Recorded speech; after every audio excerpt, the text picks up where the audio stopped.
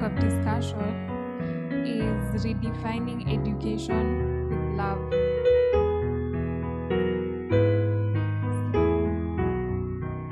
Today we are going to ask ourselves a few questions, but before we start, we are going to pray. Let's pray. God, we thank you for this day. We thank you for the gift of life. We thank you for protecting us throughout the day. As we are about to learn a few things about education, I pray that you may be with us and protect us. This is my humble prayer. In Jesus' name I pray. Amen. So today we are going to learn about redefining education with love. And in our learning process, we are going to ask ourselves a few questions. And the first question being, what is education? So from the dictionary, we've been given two meanings of education.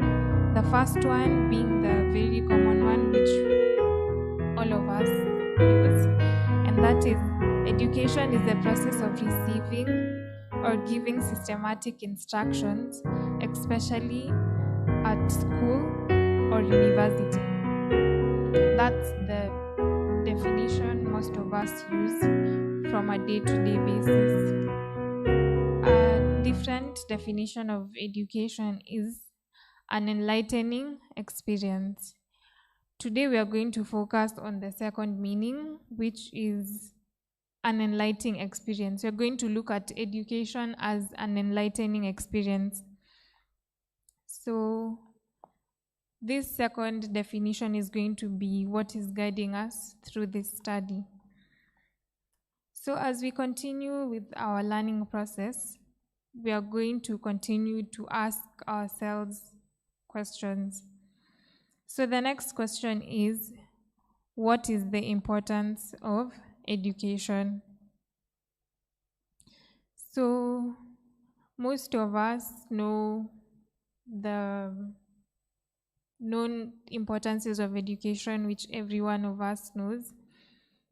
The reasons which our parents used to emphasize, that education is the only thing that people can't take away from you. Like, I constantly used to remember my mom used to tell me that when you're educated, the education that you have in your mind is not going to be taken away from you. Like, possessions may be able to be taken away from you, but when you have education in your mind, nothing can really take it away from you. So from the Bible, we can also be able to see that education is important and of value. And we are going to look at a few verses which emphasize this to us. So the first Bible verse we are going to be looking at is Hosea chapter 4, verse 6. I might read some of them, but some of them you're going to read at your own time. So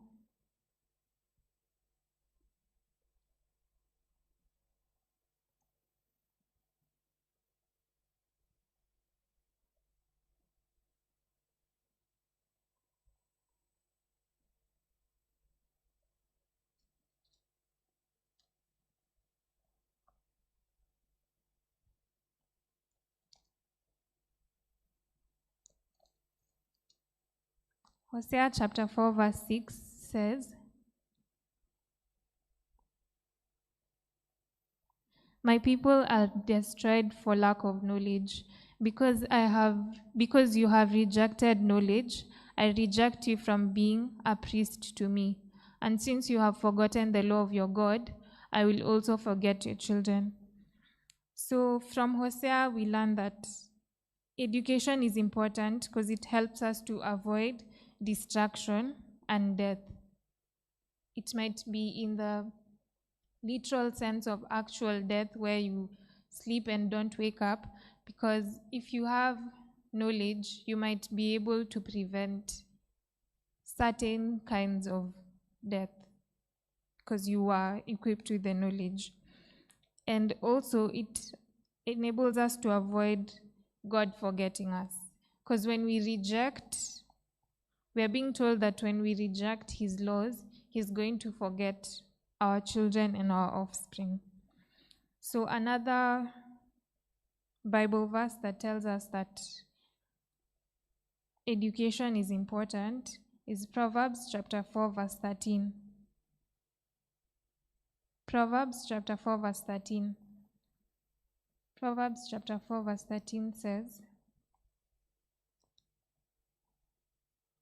"Keep hold of instructions, do not let go. Guard her, for she is your life." Keep hold of instructions, do not let her go. Guard her, for she is your life. So that is quite self-explanatory. We see that education is life. It literally is life from the Bible. So the next Bible verse is Proverbs chapter 3, verse 14.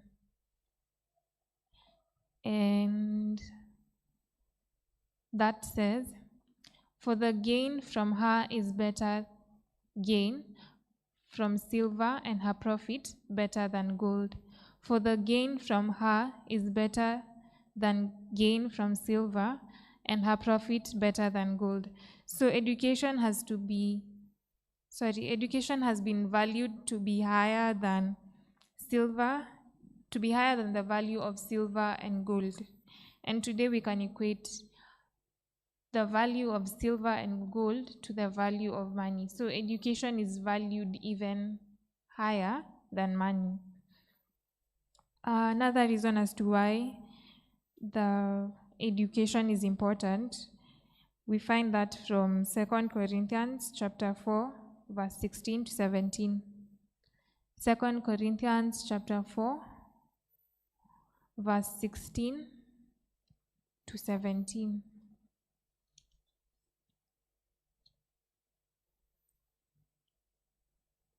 And it says,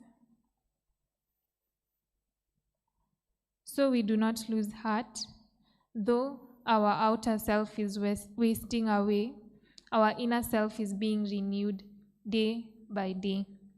For this light, momentary affliction is preparing us for an eternal weight of glory beyond all comparison." So that is to tell us that every time you're educating yourself, or every time you're adding knowledge to yourself, you're being renewed inwardly. Because anything might happen to your body, but definitely the knowledge that you acquired will constantly stay with you and will help you to strengthen your mind. So these are the reasons why education is important to us as human beings and as Christians. And now we're going to go to our next important question. So we're doing this so that we can build on knowledge, so that we can understand what we mean when we call education an enlightening experience.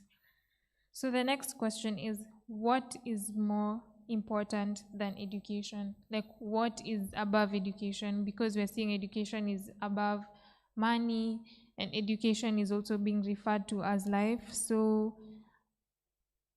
we are asking ourselves if at all there is something that is greater than education. So definitely there are things which are greater than education, and first and foremost is God. God is greater than education because God is the one who gave us the education in the first place. He created knowledge in the world with us in mind, because this knowledge helps us to live our lives on a day-to-day basis. So the second thing that is above education is love. Love is one of the things that is above education, and we see that when we read 1 Corinthians chapter 13.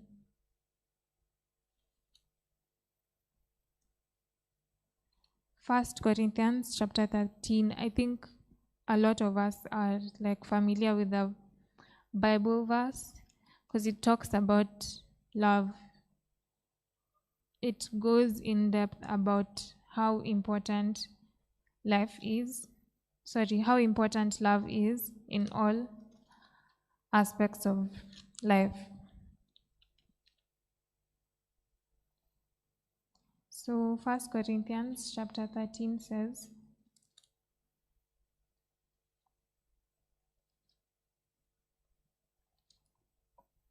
if I speak in tongues of men and of angels, but do not have love, I am a noisy gong or a clanging cymbal. And if I have prophetic powers and understand all mysteries and all knowledge, and if I have all faith so as to remove mountains, but do not have love, I am nothing. If I give away all I have, and if I deliver up my body to be burned, but have not love, I gain nothing. Love is patient and kind. Love does not boast. Love does not envy. It is not arrogant or rude.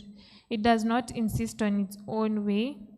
It is not irritable or resentful. It does not rejoice at wrongdoing, but rejoices with the truth. Love bears all things, believes all things, hopes all things, endures all things. Love never ends. As for prophecies, they will pass away. As for tongues, they will. As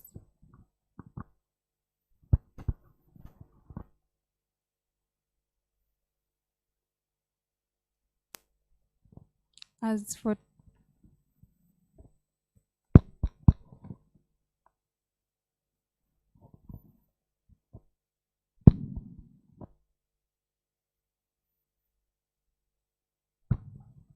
sorry for that. As for tongues, they will cease. As for knowledge, it will pass away. For we know in part, and we prophesy in part. But when the perfect comes, the partial will pass away. When I was a child, I spoke like a child, I thought like a child, I reasoned like a child. When I became a man, I gave up childish ways. For now we see a mirror dimly, but then face to face. Now I know in part, then I shall know fully, even as I have been fully known before. So now faith, hope, and love abide, these three, but the greatest of these is love. So in verse 8, we see that the knowledge will pass away. The knowledge we have will pass away. But most importantly, we need to have love, because love never ends. And like the education, when you die, you really can't use it. That's it. You can't use the education when you're dead. So you can't put it above love. So from our definition of education, the one that we're using today, we want to see how we can bring an enlightening experience to ourselves and to others with love. So since we have seen that love is the most important thing, and it's important and it's above education, we want to see how we can educate others and educate ourselves with love. And to educate is not the conventional education that we're thinking, sitting in class. No. We are trying to bring enlightening experiences to ourselves and to others. So there are things that you need to do, so that they're like steps or pointers that are going to help you to be able to bring education or an enlightening experience to yourself and to others. So to yourself, some few pointers are such as open-mindedness. You need to allow yourself to first of all learn by unlearning the things that you learned when you were younger. Okay, not necessarily younger, because you might learn something today and tomorrow you have to unlearn whatever you learned yesterday. With time, I have come to realize Sorry. So, with time of growing and becoming a bigger person than I was when I was younger, I have been able to learn that learning is not only the conventional way of learning that we used to know, which is maybe in a classroom or being instructed to do something. Sometimes you need to unlearn whatever you are instructed to do, because life is dynamic and it's constantly changing. Things won't remain the same. So you need to have the open-mindedness to allow yourself to, first of all, learn by unlearning stuff. Understand that there are so many other ways of learning than just being in a classroom. For example, nowadays you can watch videos on the internet and you can be informed. You can learn new stuff from the internet just by interacting with content that has been put out there. And also, learning can be done through observation, maybe observing your surrounding, and you can actually learn some important lessons in life just by observing these plants, because they are around your environment. Learning now is dynamic. It's moving away from the classroom and becoming more of something that we do on a day-to-day basis when we interact with people and things, both things that have life and things that also don't have life. So we need to be open-minded for us to be able to learn. But remember, then again, what's more important than education? It's love. You have to have love for yourself to be able to be in a position where you want to teach yourself things, teach yourself new things, because that's a way of showing love to yourself. So you also need to put yourself out there. You need to interact with people who you can learn from. Go to places where you can learn new things, try out new things. Don't stay in the same environment, doing the same kind of things over and over again. Because when you start learning new things, you start realizing that life can actually be better than what it is, that there's so much more to life than just what was shown to you when you're growing up or what you've just experienced throughout your life. So the next pointer is to take the initiative to learn. Taking the initiative to learn, meaning that you will pick up new habits that will facilitate your learning. Like if you probably need to wake up 30 minutes earlier or 1 hour earlier so that you can maybe read your Bible and know the promises of God, or wake up 1 hour earlier so that you can do your devotion and maybe read a book, or stop using your phone at, maybe say you usually go to bed at 9 and at 9 is when you want to put your phone down. Maybe try and put your phone down at 8 and maybe have a devotion or read something that's going to be of more value to your mind and of more value to yourself. You could also go out for runs, or maybe say you will read a book every quarter. You will read a chapter of the Bible every day. So what we can do to offer an enlightening experience to others is to be friendly. One, we need to be friendly to the people we are trying to enlighten with our experiences or to educate. And for you to be friendly, you have to have love in your heart. If you don't have love in your heart, chances are you won't want to be open to showing other people what you know. Chances are you'll want to keep it all to yourself. So once you have love, which comes from God in your heart, you'll be able to be friendly, and that way you'll be able to show people that you're open for them to learn from you. Secondly, you need to create a conducive environment for others to learn from you. You don't need to be looking down upon on others who don't know as much as you do, because at some point you also didn't know that much. No one is born into the world knowing everything. So you need to be patient with the people you are trying to educate. The third pointer is do not impose. So for learning to take place, the learner has to be willing to learn. It has to come from the learner's heart. The first step is for the learner to actually be willing to learn.